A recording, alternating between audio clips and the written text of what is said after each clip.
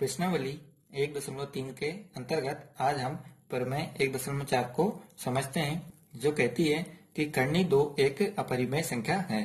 तो हमें इस प्रमेय में ये बताना है कि कर्णी दो जो है वो एक अपरिमेय संख्या है। अब इस प्रमेय को समझने से पहले हम इसी के अंतर्गत सह अभाज्य पूर्णांक को समझते हैं कि वे संख्याएं जिनका संख्या एक के अलावा अन्य कोई उपनिष्ठ गुणनखंड ना हो, वे संख्या कैसी संख्या कहलाती हैं कि सह अभाज्य संख्या या सह अभाज्य पूर्णांक कहलाते हैं। कि वे संख्या जिनका संख्या एक के अलावा अन्य कोई उपनिष्ठ गुणनखंड नहीं होता है। इसके अलावा हमें एक चीज और ध्यान रखना है कि यदि p a स्क्वायर को विभाजित करता है तो p जो है वो a को भी विभाजित करेगा।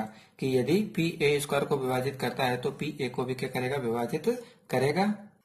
अब हम इस प्रमेय की शुरुआत करते हैं। तो हमारी जो प्रमेय थी वह थी कर्णी दो एक अपरिमेय संख्या है। तो अब हम लिखते हैं कि इसके विपरीत हम यह मान लेते हैं, इसके विपरीत हम यह मान लेते हैं कि कर्णी दो एक परिमेय संख्या है।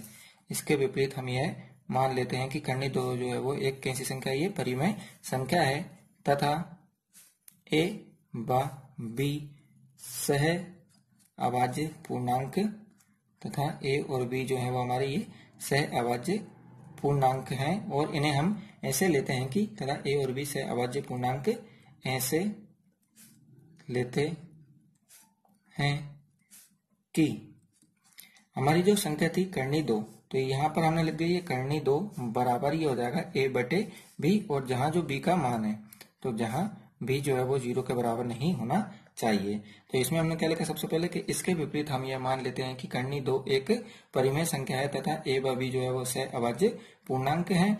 और जो हमारा कर्णी दो है उसके बराबर हमने लिख दिया ये a बटे b। अब जैसे कर्णी दो के नीचे अगर हम रफ कार्य करें तो यहाँ पर जो है कर्णी दो के नीचे कुछ नहीं है तो हम कितना मान लेंगे, ये एक बराबर में ये हमारे a बटे बी वैसे के वैसे ही।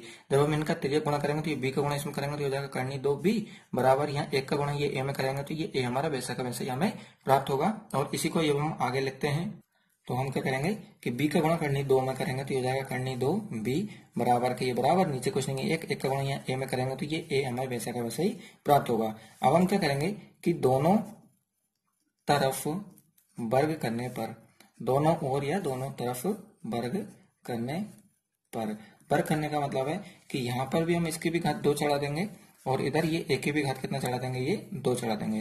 अब हमने घात दो दो चढ़ा दिए हैं तो हम क्या करेंगे, इन्हें गुणा में दो बार लिख देंगे तो ये हो जाएगा हमारा कर्णी दो b गुणा ये कर्णी दो b बराबर ये एक की घात दो है तो ये तो हम एक की घात दो को ऐसा कैसे ही लिख देंगे। फिर कर्णी दो और कर्णी दो का जब हम गुणा करेंगे तो ये हो जाएगा दो, और b का गुणा करेंगे तो गुणा घाते जुड़कर हो जाएगा b की घात दो। तो ये हो गया है दो b की घात दो बराबर एक की घात दो। इसे हम नाम दे देते हैं कि समीकरण एक है। अब हम देखते हैं कि दो जो है वो ये b के से साथ है तो ये दो b की घात दो बराबर ये है एक की घात दो, तो दो यहाँ पर गुणा में तो ये b की घात दो बराबर किसके बटे में चला जाएगा, ये एक की घात दो के बटे में चल जाएगा तो ये हो जाएगा दो एक की घात दो। तो इसका मतलब ये है कि दो जो है वो एक की घात दो को विभाजित कर रहा है। तो इसे हम लिख के बताते हैं कि अतः दो एक की घात दो को विभाजित करता है। अतः दो जो है वो हमारा एक की घात दो को क्या कर रहा है, विभाजित कर रहा है। तो इसे हमने लिख के बता दिया कि अतः दो जो है वो एक की घात दो को विभाजित करता है, इसीलिए दो एक को भी विभाजित करेगा। इसलिए हम क्या लिख देंगे कि दो जो है वो हमारा किसको विभाजित करेगा, एक को भी विभाजित करेगा। अब इसके बाद अब हम a बराबर 2c मान लेते हैं। अब हम मन से हमारे क्या कर रहे हैं कि a के बराबर 2c को मान रहे हैं, और इसके बाद हम फिर नीचे लिख देंगे ऐसे कि a बराबर ये हो गया हमारे पास 2c। फिर हम क्या करेंगे कि दोनों तरफ फिर से वर्ग कर देंगे। तो यहाँ पर हमने लिख दिया ये दोनों तरफ वर्ग करने पर, तो ये हो गया हमारा दोनों तरफ वर्ग करने पर। अब वर्ग करेंगे तो इधर इसकी भी घात दो चढ़ा देंगे और इधर इसकी भी घात दो चढ़ा देंगे तो ये हो गया हमारा एक की घात दो बराबर ये हो जाएगा 2c की घात दो। अब एक की घात दो तो हमारा ये वैसे के वैसे ही। अब 2c की घात कितना, ये दो है तो दो है तो इसे हम गुणा में कितनी बार लिख देंगे, दो बार। तो ये होगा 2c गुणा ये 2c। फिर ये एक की घात दो बराबर ये दो दूनी 4 और सी और सी का गुणा करेंगे तो ये हो जाएगा सी की घात 2। तो ये आ गया हमारा ए की घात 2 बराबर ये 4 सी की घात 2। अब इसके बाद ए की घात 2 का मान हम क्या करते हैं, समीकरण 1 से लिख लेते हैं। तो यहाँ पर हम लिख देते हैं कि ए की घात 2 का मान समीकरण 1 से रखने पर हम क्या कर रहे हैं कि ए की घात 2 का जो मान है वो समीकरण 1 से रख रहे हैं। और समीकरण 1 में हम देखते हैं कि हमारा ए की घात 2 का जो मान था वह था 2b की घात 2। तो यहाँ पर हम ए की घात 2 की जगह पर लिख देंगे ये 2b की घात 2। तो हम ए की घात 2 की जगह पर उसका मान लिख देंगे तो ये हो गया 2b की घात 2। ये बराबर के बराबर ये 4c की घात 2 वैसे के वैसे ही। अब 2 यहाँ गुणा में तो ये कट के बटे में चल जाएंगे, ये 4c की घात 2 के बटे में चल जाएंगे तो कट जाएगा, 2 1 कम 2, ये हो गया 2 दूनी 4। तो ये b की घात 2 बराबर हमें मिल गया ये 2c की घात 2। अब हम फिर से रफ कार्य में ये देखते हैं कि b की घात 2 बराबर हमें कितना मिल गया, ये 2c की घात 2। तो 2 जो है वो ये c की घात 2 के साथ गुणा में है तो ये किसके बटे में जाएगा, ये b की घात 2 के बटे में चल जाएगा। यानी कि जो 2 है वो b की घात 2 को विभाजित कर रहा है। तो इसे अब हम लिख के बता देते हैं कि चूंकि 2 b की घात 2 को विभाजित करता है, चूंकि 2 जो है वो b की घात 2 को क्या कर रहा है, विभाजित कर रहा है। तो विभाजित करता है इसीलिए 2 b को भी विभाजित करेगा। इसलिए जो 2 है वो हमारा b को भी क्या करेगा, विभाजित करेगा, विभाजित करेगा। अब हमने यहाँ पर देखा है कि 2 जो है ये पहले a की घात 2 को विभाजित कर रहा था, अब ये b की घात 2 को विभाजित कर रहा है। ठीक इसी प्रकार से पहले 2 a को विभाजित कर रहा था, अब यहाँ पर 2 b को भी विभाजित कर रहा है।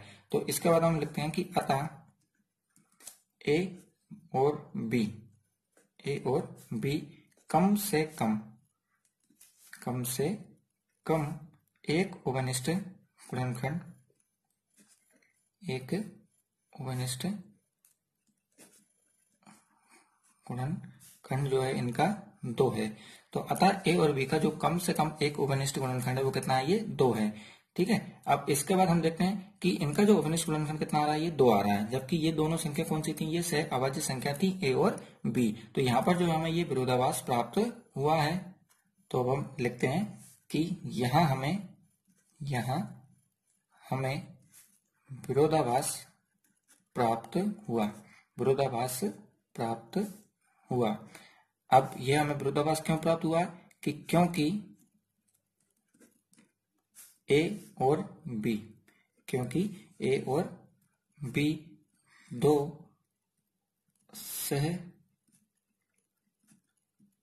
अभाज्य पूर्णांक हैं, क्योंकि ए और बी जो है वो 2 सह अभाज्य पूर्णांक हैं। तो अतः हमें यहाँ विरोधाभास प्राप्त हुआ क्योंकि ए और बी जो है वो 2 सह अभाज्य पूर्णांक है। तो ऐसा त्रुटिपूर्ण या गलत कल्पना है ना, इसकी जगह हम त्रुटिपूर्ण की जगह हम गलत कल्पना भी लिख सकते हैं। तो ऐसा त्रुटिपूर्ण कल्पना के कारण हुआ। तो ऐसा क्यों हुआ, क्योंकि ये त्रुटिपूर्ण कल्पना के कारण हुआ कि हमने जो मान माना था उसे परिमेय संख्या करके माना था। तो अतः करनी 2 एक अपरिमेय संख्या है। अतः जो हमारी करनी 2 थी वो कैसी संख्या है, एक अपरिमेय संख्या है।